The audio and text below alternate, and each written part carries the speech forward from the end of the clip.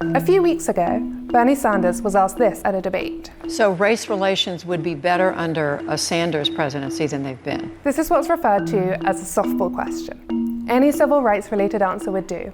Instead, here's what Bernie said. Absolutely, because what we will do is say, instead of giving tax breaks to billionaires, we are going to create millions of jobs for low-income kids. Answers like these can help explain why Bernie is doing so poorly in polls with African Americans.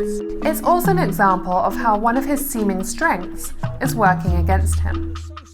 Bernie is an American socialist. In recent decades, socialism became a kind of shorthand in US politics for calling a Democrat too liberal. We have a president that's a socialist. But that's not totally accurate. Socialism is older than and distinct from Hillary's Democratic Party. It arrived in the US in the late 19th century, and it grew out of the work of Karl Marx.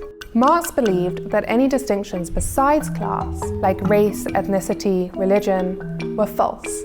They were contrived to prevent the working class from uniting. For example, even though Marx believed that economic revolution would benefit women, he actually paid very little attention to gender oppression. So when identity politics emerged in the 60s, people on the left debated whether it was even possible to be, say, a feminist Marxist.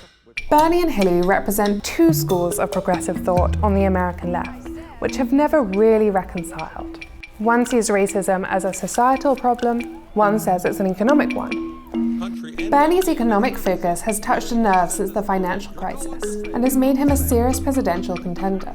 But the same ideology is his Achilles heel, since it makes him so reluctant to treat racial injustice as a distinct problem. Yes, we can talk about it as a racial issue, but it is a general economic issue.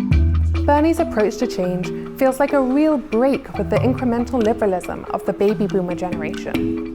It feels young, it feels new, but actually, it's old.